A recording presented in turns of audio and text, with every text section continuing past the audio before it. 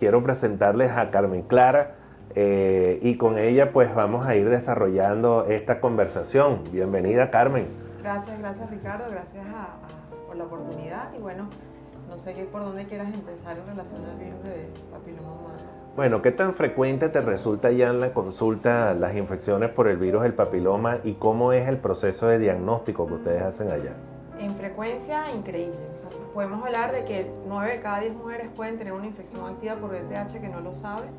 En líneas generales se habla de que 8 de cada 10 mujeres tienen una infección asintomática de transmisión sexual y la infección por este virus es la más frecuente de todas.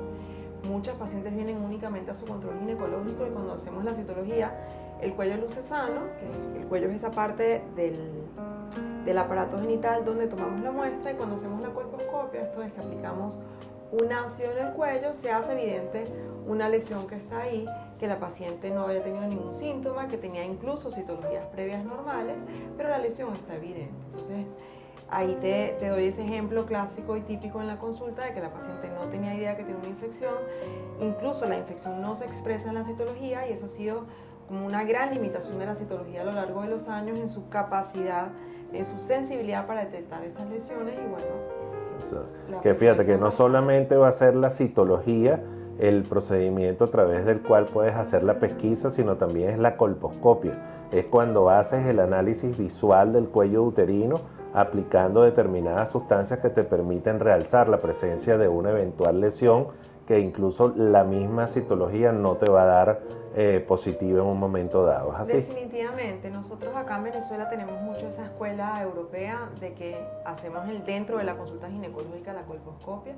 En la escuela americana la colposcopia se hace solo a través de una referencia a un especialista en colposcopia, siempre y cuando la citología reporte algo. Entonces fíjate, esas oportunidades perdidas cuando utilizamos como pesquisa, esto es un método que aplicamos a todos para ver a quién le vamos a detectar la lesión, y esa pérdida de oportunidades en detectar ha venido llenándola en la detección de la infección por VPH. Cuando buscamos detectar virus, y esto es tomando muestras, haciendo un estudio genético en la muestra para tratar de amplificar partículas virales y detectarlo. El problema en nuestro país es la practicidad de estos métodos, es decir, el costo que se imponen al paciente, porque los pacientes que logran tener seguros, los seguros no pagan estas pruebas. Y entonces en Venezuela hacer una tipificación lo que hace es aumentar los costos que tú prefieres destinar, por ejemplo, a la vacunación. Entonces, en métodos prácticos tú dices, ¿por qué voy a hacer un estudio que no va a cambiar la conducta que voy a hacer? Y yo creo que en tu especialidad también pasa. O sea, si tú tienes que hacer un estudio de un paciente que tú igual tienes que operar, a menos que ese estudio mejore tu visión o tu preparación para la cirugía, tú no lo pedirías. Y en infección por VPH hacemos lo mismo. No está indicada la tipificación, mucho menos en pacientes menores de 30 años, porque la probabilidad de infección, o sea, ¿se acuerdan? Ahora con COVID que todos hemos aprendido muchísimo en relación a transmisibilidad de infecciones, el R del VPH en pacientes jóvenes es altísimo. Entonces la probabilidad que los jóvenes tengan VPH se considera prácticamente del 100%. Pero también sabemos que luego de esa infección, los jóvenes por lo general en 2 años aclaran esa infección. Es decir, tu sistema inmunológico es capaz de destruir el VPH y eso no va a imponer ningún riesgo para tu salud. Sí, es que es un virus que tiene unas características muy particulares. Por ejemplo, puede ingresar en nuestro organismo a través de las relaciones sexuales, que es la manera más frecuente, pero hay otras formas también poco frecuentes que no necesariamente tienen que estar determinadas por las relaciones. E igualmente el virus puede entrar en el organismo, pasar unas semanas, unos meses o una cantidad indeterminada de años desde el momento en que entró el virus al organismo hasta el momento en que aparecen las lesiones. Por eso es muy difícil determinar desde hace cuánto tiempo alguien tiene el VPH y por qué vía fue que lo adquirió. Y también tenemos el problema de que él es un virus que no produce síntomas como dolor, ardor, molestias de alguna naturaleza, sino como lo estamos viendo, pues en el caso de las mujeres se hace el diagnóstico a través de la citología, a través de la colposcopia, a través de la revisión anual que se hace, e igualmente en los hombres que tienen los genitales más expuestos. Entonces podemos observar las clásicas lesiones que son espiculares, son unas lesiones verrugosas que salen alrededor del surco balano prepucial o a nivel del glande, En otras ocasiones tenemos ya verrugas genitales a nivel del cuerpo del pene o del pubis o del escroto, y en otras oportunidades el virus está escondido dentro del conducto por donde sale la orina, en la uretra. Entonces por eso es importante que nosotros como urólogos practiquemos una evaluación de la porción interna del aparato reproductor para ver si existen o no la presencia de lesiones en la parte interna, es decir, en la uretra. Definitivamente, y quería precisamente acotar eso que acabas de decir. La única expresión sintomática del BPH evidente para una paciente son precisamente las verrugas, como bien acabas de mencionar, y muchas veces es lo que hace que la paciente consulte antes de esperar su control anual. Para la tranquilidad de todos, las verrugas suelen ser autolimitadas y en un periodo de 3 semanas, de quédate tranquila si es posible para ti, ellas van a caerse solas. Si no, podemos utilizar métodos médicos como aplicar sustancias que estimulan localmente la respuesta inmunológica, o sencillamente no haces nada y tu sistema va a ser capaz de destruir esa infección inicial por el virus. Y entonces a veces uno se consigue pacientes que le hicieron biopsias, que le hicieron remociones que pueden dejar cicatrices vulvares y que no hace falta. Lo que hay que tener paciencia, entender cómo funciona el sistema inmunológico, entender cómo nos podemos proteger contra esta infección y evitar pues estos procedimientos que no tienen ningún sentido con una infección transitoria. Lo consideramos ya la verruga, al igual que algunas lesiones en vulva también producidas por BPH, como efecto citopático viral, es decir, es algo transitorio, es algo que va a pasar, que no tenemos por qué actuar ni sobretratar.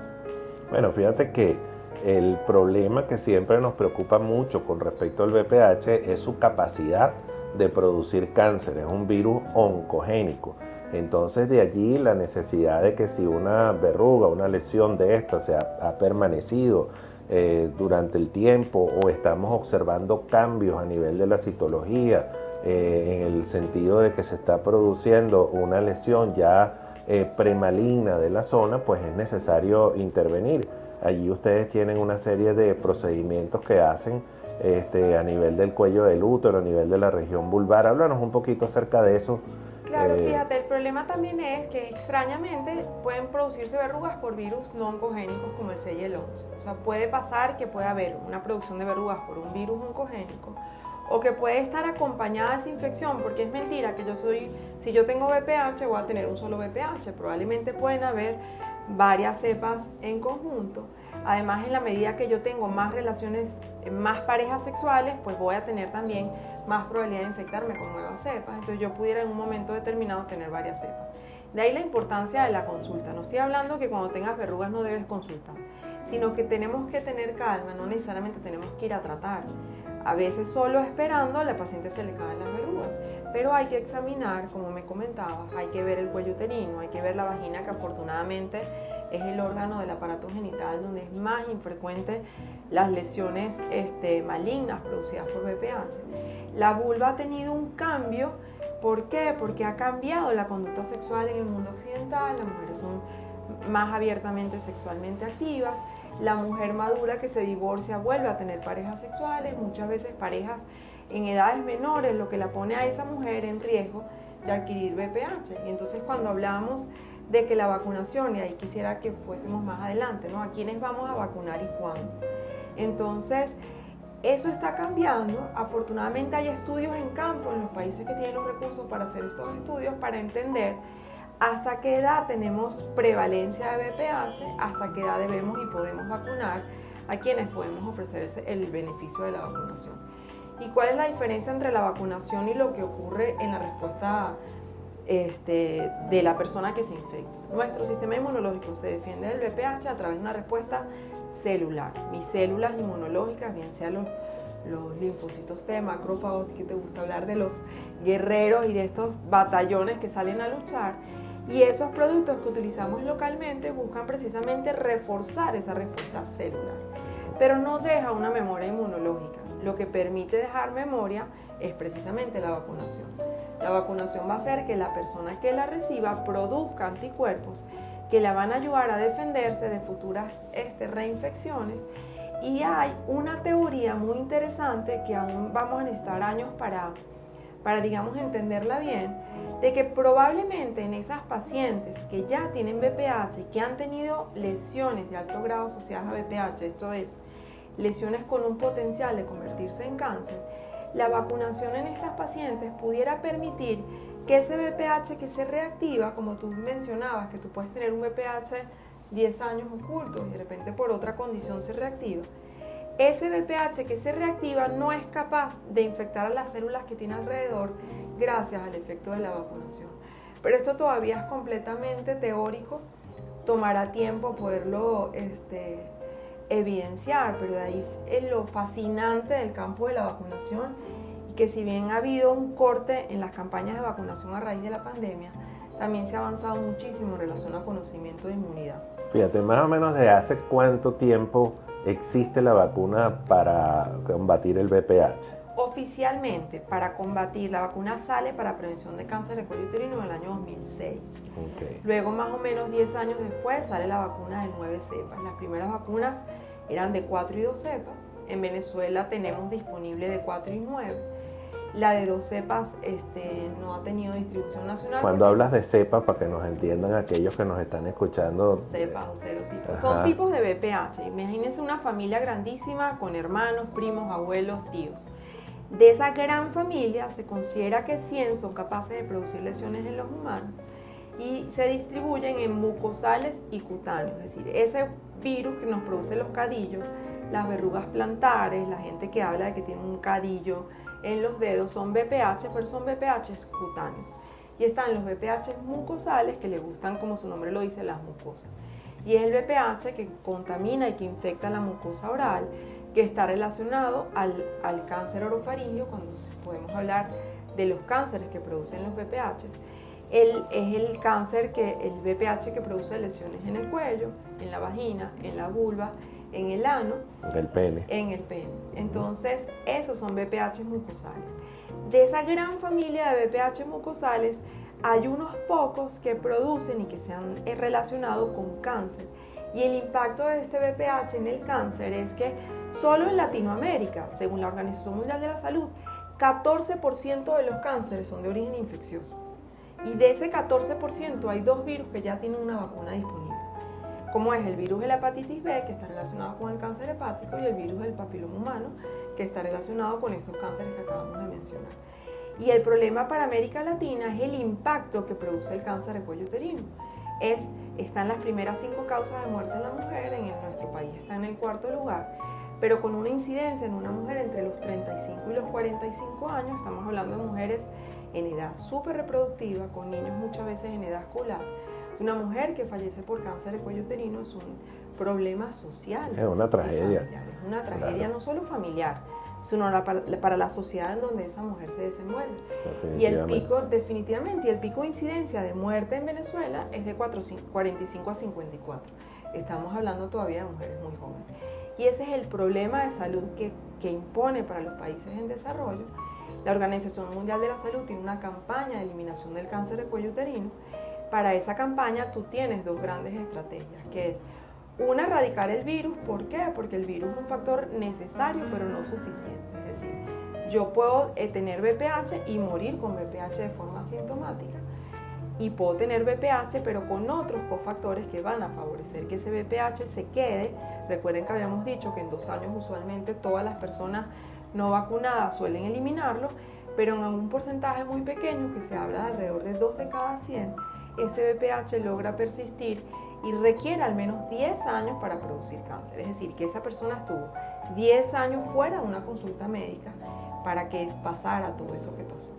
Y del otro brazo, entonces, la Organización Mundial de la Salud es intentar encontrar estas pacientes, bien sea con lesiones premalignas o con cáncer, hacer el diagnóstico al menos en un 70% y ofrecer al 90% de la población, una vez que tiene el diagnóstico de cáncer, darle entonces el tratamiento. Claro, fíjate que no solamente es este cáncer a nivel del cuello uterino, que es tan terrible y tan frecuente, sino que el VPH es causa de cáncer a nivel de la región anal, es cáncer a nivel del pene, es cáncer a nivel de la vulva y es cáncer también a nivel de la laringe y de la boca, de la cavidad oral, que es bastante frecuente, que se está viendo hoy en día con más frecuencia, de manera tal pues que es importantísimo este tema de lograr la vacuna, o lograr concientizar a las personas de lo importante que es colocar la vacuna y colocarla a tiempo. Ahora fíjate, Carmen, ¿a partir de qué edad y quiénes deben de ser vacunados? ¿Cuáles son las prioridades? ¿Cómo se debe manejar esto? Todas aquellas personas a partir de los 9 años de edad deben iniciar la vacunación contra el VPH y se considera que hasta los 26 todos los jóvenes deben estar vacunados, no importa el sexo. Tú prefieres y sabes que tienes mejor inmunidad cuando vacunas a estos niños, niñas y adolescentes antes de iniciar relaciones sexuales, porque es antes de que estén en contacto con el virus y van a obtener una respuesta, digamos, máxima. El problema es que es una vacuna que tradicionalmente ha sido muy costosa, pero que ya ha logrado alianzas con estos sistemas internacionales de donación, de aportes de vacunas, como el sistema Gavi, que ha ayudado para proveer, por ejemplo, la vacuna contra COVID. Gavi logró una alianza con los grandes fabricantes de vacunas, la vacuna bajó muchísimo su precio y entonces ahora la Organización Mundial de la Salud, tratando de ponerse al día en la pérdida que ocasionó la pandemia en el programa de eliminación del cáncer de cuello uterino, ha autorizado el uso de una dosis contra 3 que eran las tradicionales, 2 en los menores de 14 años y a partir de los 15 años se requerían 3 dosis. Pero la Organización Mundial de la Salud acaba de aprobar una dosis en niñas para que con eso es suficiente para estar protegidas, porque acuérdate que la meta en este momento es eliminar el cáncer de cuello uterino. En los varones sigue autorizándose su uso, acuérdate que estamos hablando de políticas globales, pero en lo pequeño, en lo privado, lo que está buscando países como Estados Unidos es ya lograr una vacunación que se llama neutra en relación a género, es decir, que todo el mundo, que todos los sistemas de salud paguen la vacunación de niñas y niños. ¿Por qué? Porque estamos viendo, así como vimos un cambio de patrón en relación a la aparición de VPH vulvar y de lesiones premalignas en vulva en la mujer, estamos viendo un aumento en los cánceres orofaringios, que es el único cáncer de cabeza y cuello al que se le ha podido atribuir su relación con el VPH. Y entonces la FDA está muy pronta a aprobar el uso de esta vacunación en todos, niñas y niños. ¿Por qué? Porque se cree que así como ha tenido un impacto en la aparición del cáncer de cuello uterino, de vulva en mucho menor grado vagina, que esperamos que la va a disminuir, porque si erradicas el virus, como dijimos, que es el factor necesario, pues ya no tienes el cáncer. Claro. O por lo menos estos cánceres específicos, tú vas a poder proveer entonces una protección contra el cáncer orofaringio, que tiene un pico de incidencia en el varón alrededor de los 55 años, que son hombres también muy jóvenes. Claro, en plena edad productiva. En plena edad productiva. Y padres de familia. Y fíjate, entonces la idea sería que todos aquellos niños, cuando ya pasan los 9 años de edad, deberían de ser vacunados. Así es. No importa el género, sea hembra o sea varón. Igualmente, ya cuando tenemos a una persona adulta que nos está viendo, que está preocupada por su salud y quisiera vacunarse, una persona de 30 años, ¿se debe vacunar? Sí, definitivamente sí. Las razones son lo que les comentaba antes, que la vacunación siempre va a permitir que esa reactivación sea menos capaz de producir lesión. Pero cuando nos vamos a las guías y lo que promueven las políticas de salud, la FDA permite, la FDA es la Administración Americana de Drogas y Alimentos, permite la vacunación consentida, esto es en conversación con su médico. Tienes un paciente con verrugas en el pene que es de difícil tratamiento, que tú se las tratas y vuelve a llegar, doctor, no se caen, doctor, me vuelven a salir. Probablemente para ti, si es un paciente candidato para vacunación, la FDA permite una vacunación extendida hasta los 45 años. Pero es que hablemos de que cada país tiene una realidad diferente, que desafortunadamente nosotros no sabemos cuál es nuestra prevalencia de VPH porque no se han hecho esos estudios. No sabemos hasta qué edad, porque se supone que con la edad el VPH desaparece. ¿Y qué son las alternativas? Bueno, en Europa hay ahorita 2 iniciativas. Una se llama Faster y la otra se llama Even Faster. Faster viene de rápido, de apurarnos un poco para ganarle esta detención abrupta que ocasionó la pandemia en la atención de salud. En Faster, ¿qué haces? En mujeres mayores de 30 años, de donde tú sabes que ya han transcurrido 10 años y que es una mujer que probablemente tenga una lesión premaligna, a esa mujer por encima de los 30 años le haces un doble screening, es decir, le haces la citología y le haces una muestra para VPH. Si esa mujer es negativa, según la estrategia de Faster, tú la vacunas. Estamos hablando de mujeres por encima de 26 años. Faster incluso ha incluido en su trabajo de campo mujeres hasta los 50 años. Entonces es muy interesante por lo que te venía comentando antes. La actividad de la mujer que ha cambiado, una mujer que se divorcia y que no se queda sin actividad sexual, sino una mujer que reinicia su vida sexual con nuevas parejas.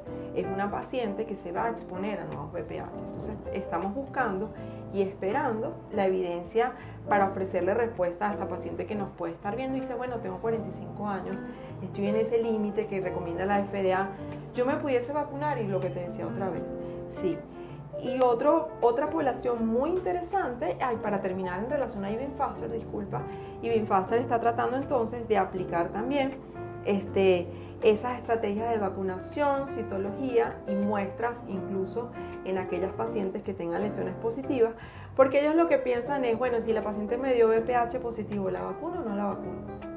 ¿Verdad? Esa sería tu segunda pregunta, porque si le hice la tipificación y salió negativo, bueno, sí, en ella lo veo claro, pero en la que está positiva, entonces ahí viene ese otro estudio para ofrecer vacunación en esas pacientes y ver si esta teoría que te mencionaba inicialmente realmente demuestra que ese costo de la vacuna haya tenido algún beneficio en la paciente, porque recordemos que son 3 dosis y que las dosis son costosas. Aquí en Venezuela definitivamente eso sí tenemos la vacuna. Sí.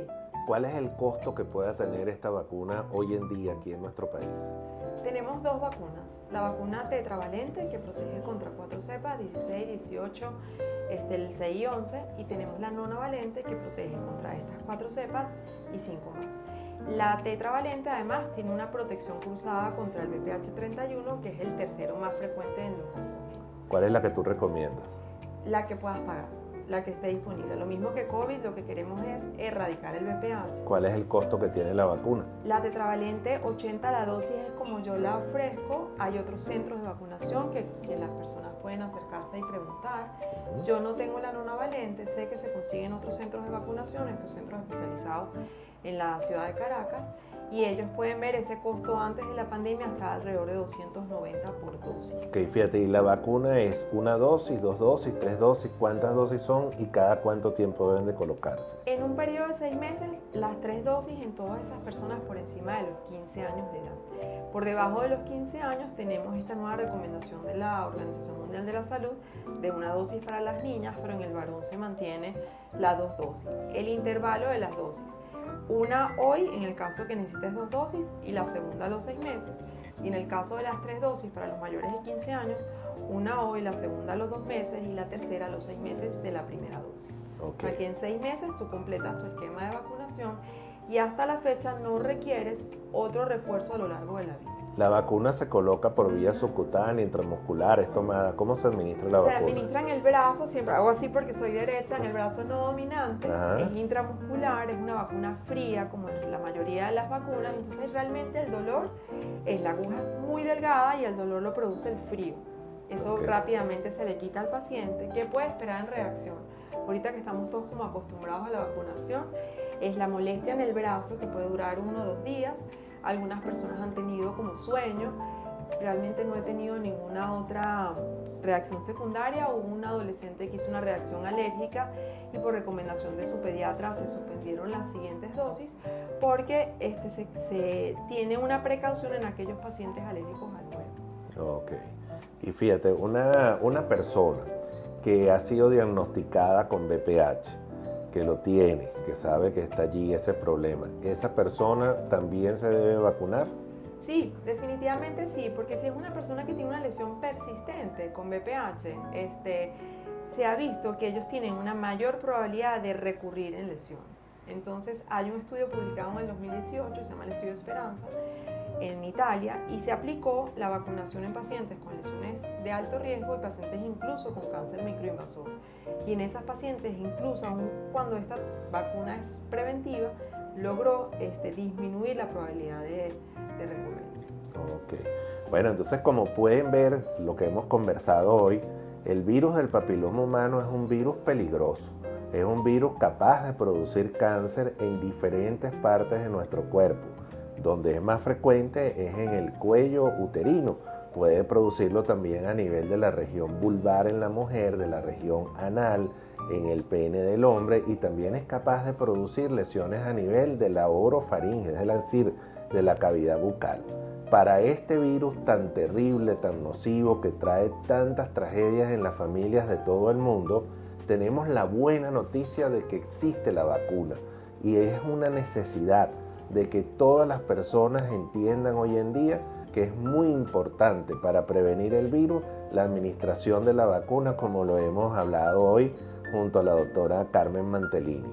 Ha sido realmente un placer tenerte aquí, compartir nuevamente y bueno, tener ese privilegio de que nos hayas documentado con tanta sabiduría y con un tema que dominas también. La doctora ha hecho estudios en diferentes países del mundo y es miembro de la Sociedad Internacional de VPH, o sea que el nivel es muy alto. Gracias.